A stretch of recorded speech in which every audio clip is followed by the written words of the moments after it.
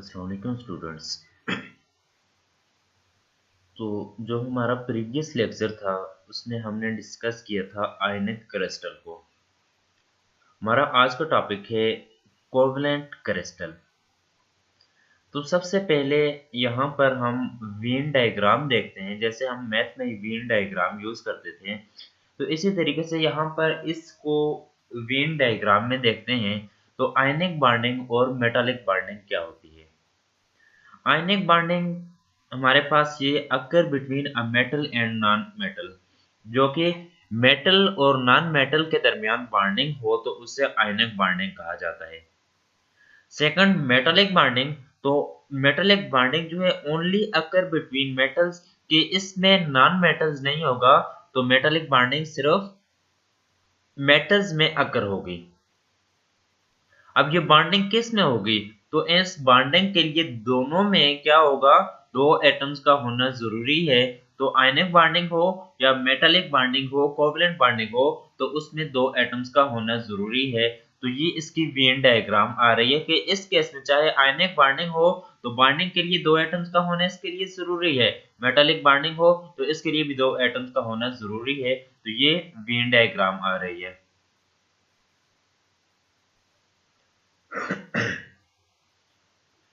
हमने अपनी फर्स्ट जो लेक्चर था तो वहां पर नोबल गैस को डिस्कस किया था, इसके ऑक्टेट को डिस्कस किया, इसके साथ साथ कैट आयन को डिस्कस किया, एन आयन को डिस्कस किया। तो अब noble gas do not bond, कि इसमें बॉन्डिंग जो होती है तो नहीं होती। इसकी रीजन क्या होती है,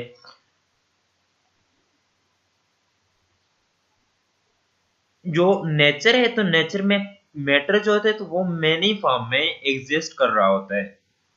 अब हम नोबल गैसेस की बात करें तो नोबल गैसेस में ये कहा था कि जिसका ऑक्टेट कंप्लीट हो, तो कौन सा था, हीलियम, नियॉन एटसेट्रा। तो ये हमारे पास क्या था, नोबल गैस के केसेस में आ रहे थे।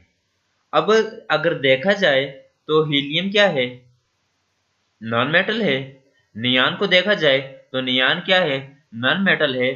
तो इसके जो एटम्स होंगे तो इन एटम्स को नॉन एटॉमिक कहा जाएगा, means they exist as a single atoms, कि इनके एटम जो होंगे नॉन मेटल हैं।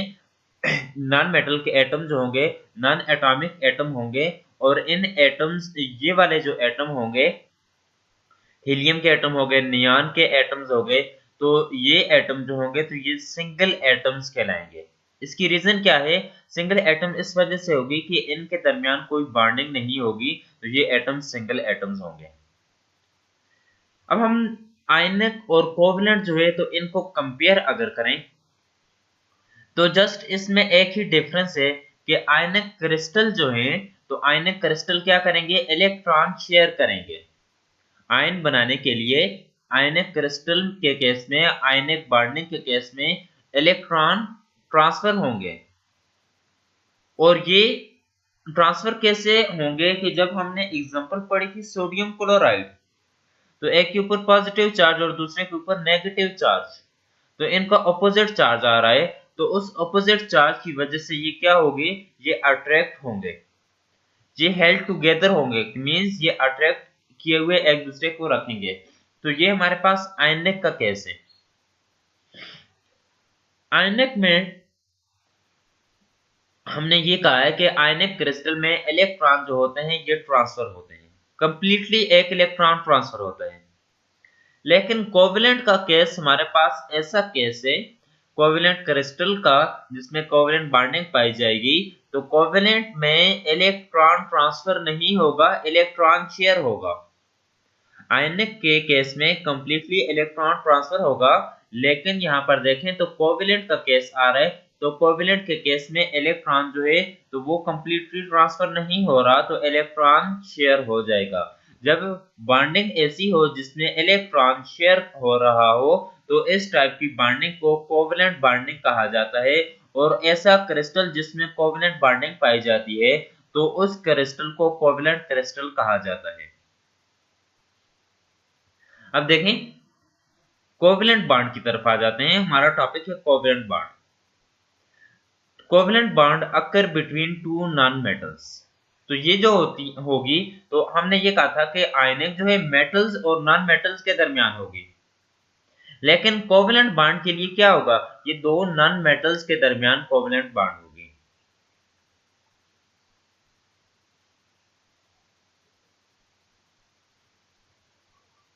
अब नॉन मेटल है तो यहां पर क्लोरीन देख लें, तो 2, 4, 6 और 7 इलेक्ट्रॉन इसमें एग्जिस्ट कर रहे हैं। अब ये इलेक्ट्रॉन एक दूसरे के साथ क्या हो रहे हैं, शेयर हो रहे हैं, यहां से ये पेयर बना रहे हैं, ये पेयर बना रहे हैं, तो यहां पर ये इलेक्ट्रॉन जो है ये सिंगल है। तो इसका ऑक्टेट अगर देखा जाए तो ऑक्टेट कंप्लीट नहीं है। ऑक्टेट इसका कंप्लीट करने के लिए क्या होगा, ये जो क्लोरीन का एटम्स है तो इसका ऑक्टेट उस वक्त कंप्लीट होगा कि जब इसको एक एक्स्ट्रा इलेक्ट्रॉन इसके पास आ जाए। जब एक्स्ट्रा इलेक्ट्रॉन इसके पास आएगा तो इसका ऑक्टेट जो होगा ये कंप्लीट हो जाएगा। नेक्स्ट हम यहां से ही देखेंगे क्लोरीन। दूसरा हमने एक तो एक के इलेक्ट्रॉन रेड से रिप्रेजेंट किए, मैंने रेड से रिप्रेजेंट किए हुए। दूसरे जो हैं तो इसके इलेक्ट्रॉन ब्लू डॉट से रिप्रेजेंट किए हुए। फर्स्ट के केस में देखें तो यहां पर ये क्लोरीन आ रहा है तो इसके एटम इसके इलेक्ट्रॉन ये आ रहे हैं। सेकंड में देखें तो सेकंड क्लोरीन तो इसके भी 7 इलेक्ट्रॉन आ रहे हैं, लेकिन हमने ये कहा था कि इसमें इलेक्ट्रॉन ट्रांसफर नहीं होंगे, इलेक्ट्रॉन शेयर हो जाएंगे। तो अब यहां से देखें तो ये 2 जो आ रहे हैं ये 2 आपस में क्या हो रहे हैं, पेयर बना रहे हैं। इस तरीके से ये पेयर बना रहे हैं, यहाँ पर एक पेयर, यहाँ पर पेयर, यहाँ पर पेयर और यहाँ पर भी पेयर फॉर्म हो रहा है। लेकिन ये देखें कि यहाँ पर एक ब्लू और दूसरा इलेक्ट्रॉन रेड इलेक्ट्रॉन, सिर्फ ब्लू और रेड तो वैसे नहीं होता है, जस्ट हमने समझने के लिए यहाँ पर इसको कलर दिए हैं। एक के ब्लू इसका है क्लोरीन का और इलेक्ट्रॉन ये रेड इलेक्ट्रॉन इस क्लोरीन का है।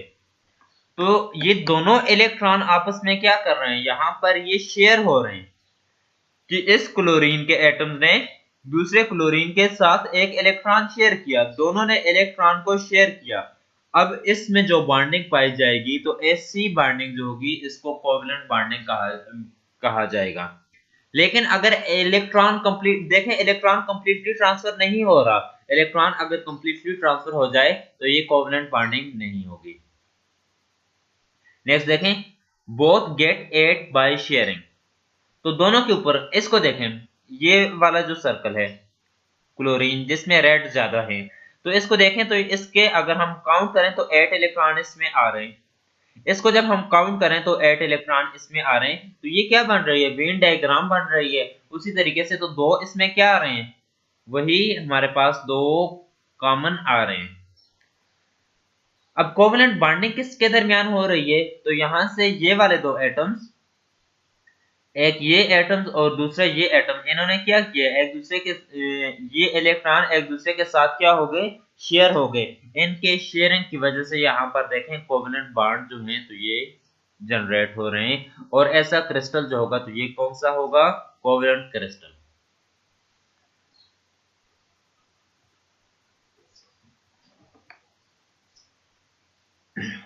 अब मॉलिक्यूल जो होता है तो न्यूट्रल होता है, तो इससे हम ये कहते हैं कि neutral group of atoms joint together by covalent bond. Air contain oxygen molecule, तो एयर की जब हम बात करते हैं तो एयर के लिए ये कहते हैं कि वहां एयर का जो मॉलिक्यूल होता है H2O हम लिखते हैं। तो अब एयर में एयर कंटेन ऑक्सीजन मॉलिक्यूल, तो उसमें ऑक्सीजन मॉलिक्यूल होता है। Diatomic molecule contain 2 atoms, N oxygen molecule is diatomic molecule. और ऑक्सीजन मॉलिक्यूल जो होता है तो ये डायटोमिक मॉलिक्यूल होता है, तो इसमें 2 एटम्स होते हैं। यहाँ पर देख लें ये 2 एटम्स इसमें एग्जिस्ट कर रहे हैं।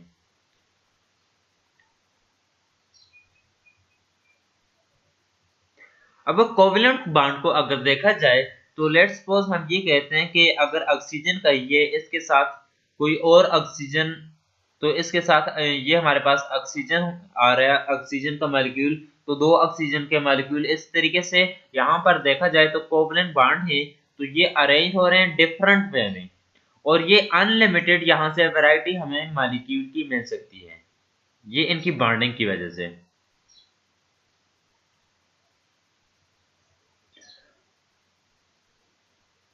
और ऐसा कोई भी कंपाउंड जो कि कंसिस्ट करता हो मॉलिक्यूल, ऐसा कोई भी कंपाउंड जो कि कंसिस्ट करता हो मॉलिक्यूल, तो इस टाइप का जो मॉलिक्यूल होगा उसे मॉलिक्यूलर कंपाउंड्स कहा जाएगा। ऐसा कोई भी कंपाउंड जो कि कंसिस्ट करे मॉलिक्यूल्स को, तो ऐसा कंपाउंड जो होगा तो उसे मॉलिक्यूलर कंपाउंड कहा जाएगा। अब एग्जांपल देखें तो वाटर और कार्बन मोनोऑक्साइड, ये दोनों एग्जांपल हमारे पास किसकी आ रही हैं? ये मॉलिक्यूलर कंपाउंड्स की एग्जांपल हैं। और इसमें कोवलेंट बॉन्डिंग जो होगी इस केस में और इन दोनों केस में जब शेयरिंग होगी, तो कोवलेंट बॉन्डिंग जो होगी तो यहाँ पर ये मॉलिक्यूल्स इस वजह से जनरेट होगा। अब मॉलिक्यूलर कंपाउंड्स की हमने बात की है, तो molecular compounds tends to have relatively lower melting and boiling point than ionic compounds. तो आयनिक कंपाउंड्स के केस में ये कहा था कि मेटल और नॉन मेटल, तो देखें कि एक केस में हमारे पास वाटर है और दूसरा केस है उसमें मेटल है, तो किसका मेल्टिंग पॉइंट और बॉइलिंग पॉइंट ज्यादा होगा? तो मेल्टिंग पॉइंट और बॉइलिंग पॉइंट जो होगा तो जिसमें हमारे पास मेटल होगा तो इस केस में वहां पर ज्यादा होगा।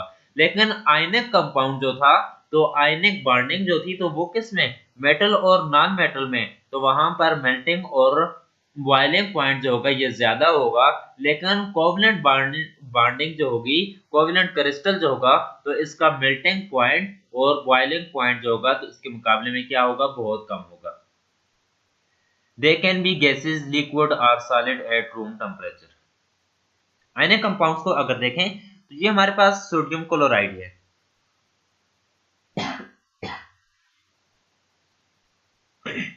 यहां से ये सोडियम क्लोराइड आ रहा है, तो सोडियम क्लोराइड के जो आयन होंगे तो इस तरीके से ये अरेंज्ड होंगे।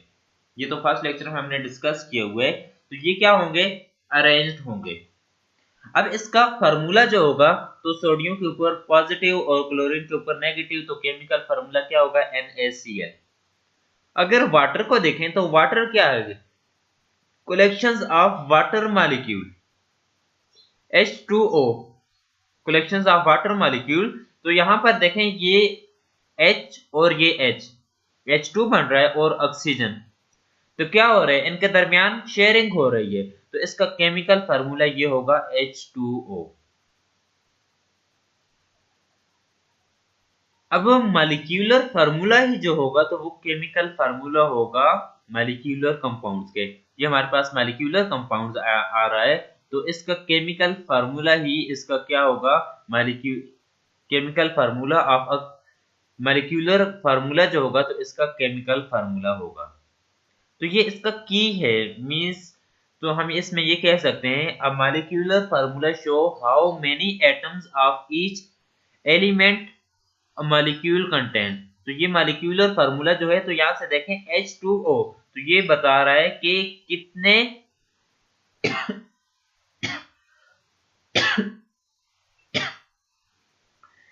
कितने एटम्स आ रहे हैं। ईच एलिमेंट, हर एलिमेंट के कितने एटम्स इसमें एग्जिस्ट कर रहे हैं, तो इसको हम मॉलिक्यूलर फार्मूला जो होगा तो इससे हम बता सकते हैं।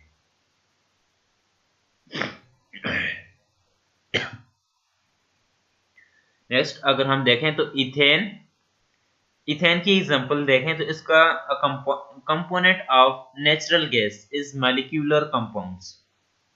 तो फार्मूला क्या है? C2H6। तो यहां से देखें ये C2H6 आ रहा है, हाइड्रोजन के 6 और ये कार्बन जो होगा तो इसके 2 मॉलिक्यूल एग्जिस्ट करेंगे, 2 कार्बन और 6 hydrogen atoms. Molecular formula H2O। अब देखें ये H जो है type of atoms is hydrogen, तो ये बता रहा है कि ये हाइड्रोजन है। ये 2 जो आ रहा है तो ये बता रहा है नंबर ऑफ एटम्स इज 2, कि जितने नंबर ऑफ एटम्स आ रहे हैं तो ये 2 हैं। O type of atoms is oxygen, कि ये कौन सा होगा? ये ऑक्सीजन जो एटम्स होगा, तो ये हमारे पास आ रहा है।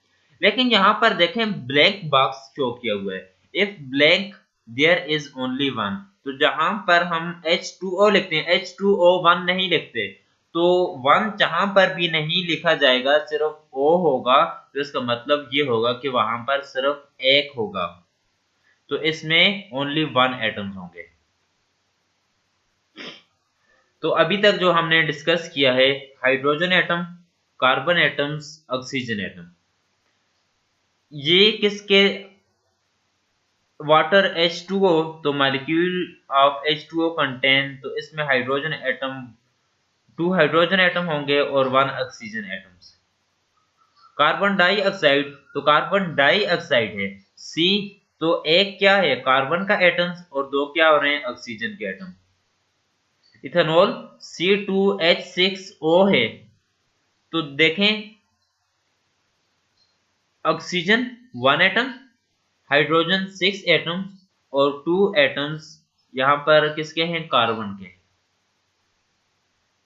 तो इसी तरीके से हम अमोनिया को भी डिस्कस कर सकते हैं। अब बॉन्ड क्या है, बॉन्ड हमारे पास फोर्स है, that holds group of atoms together, कि जिसकी वजह, यहां से देखें, अभी हमने एक स्लाइड,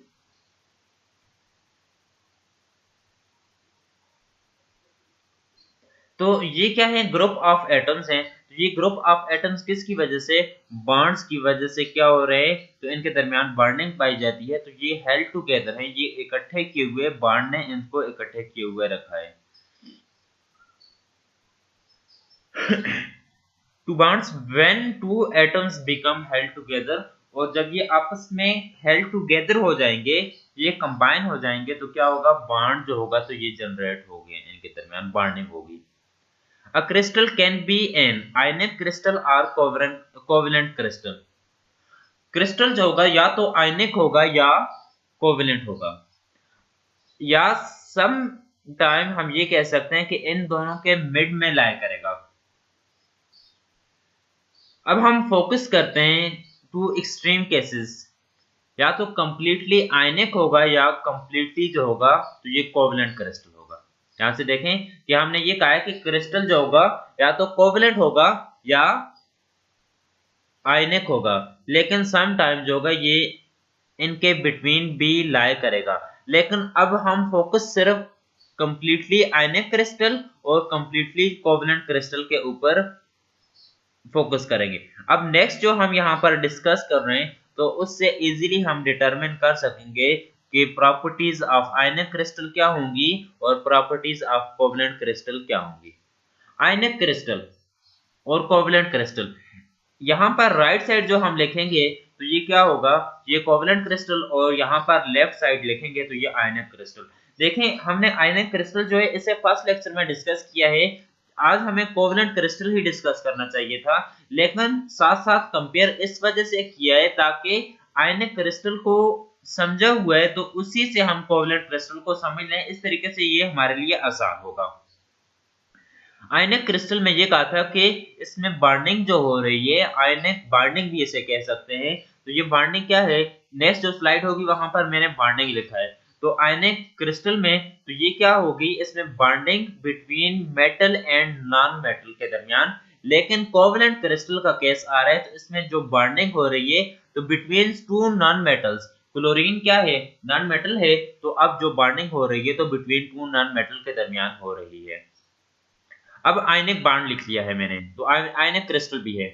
तो आयनिक क्रिस्टल में क्या हो रहा है, इलेक्ट्रॉन कंप्लीटली ट्रांसफर हो रहा है, लेकिन कोवेलेंट बॉन्ड जो है, तो कोवेलेंट बॉन्डिंग में या कोवेलेंट क्रिस्टल जो है, तो इसमें जब बॉन्डिंग हो रही है तो इलेक्ट्रॉन कंप्लीटली ट्रांसफर नहीं होता है, इलेक्ट्रॉन क्या हो जाता है, शेयरिंग ऑफ इलेक्ट्रॉन यहाँ पर प्रोड्यूस होगी।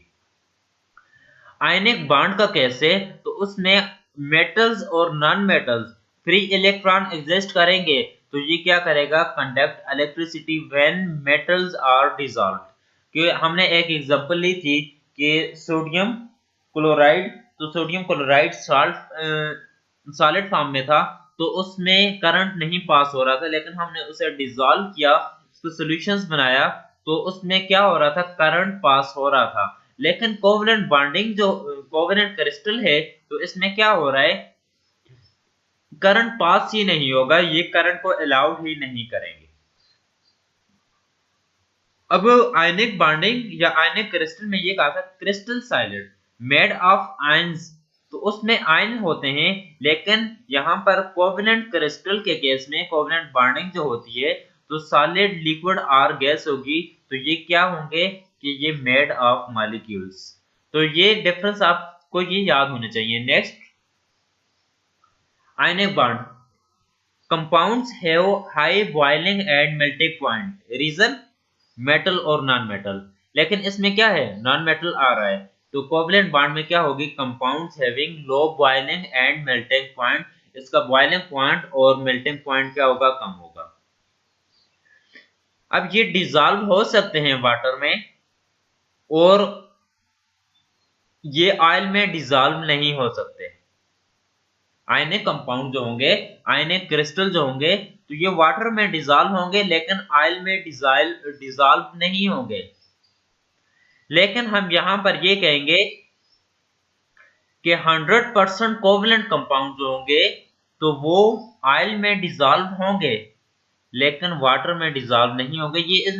ये आपस में ऑपोजिट आ रहे हैं, तो आयनिक क्रिस्टल जो होगा तो डिसॉल्व हो रहे हैं वाटर में लेकिन ऑयल में नहीं हो रहे, लेकिन कोवलेंट क्रिस्टल जो होगा तो ये 100% डिसॉल्व हो जाएंगे किसमें ऑयल में, लेकिन वाटर में डिसॉल्व नहीं होंगे।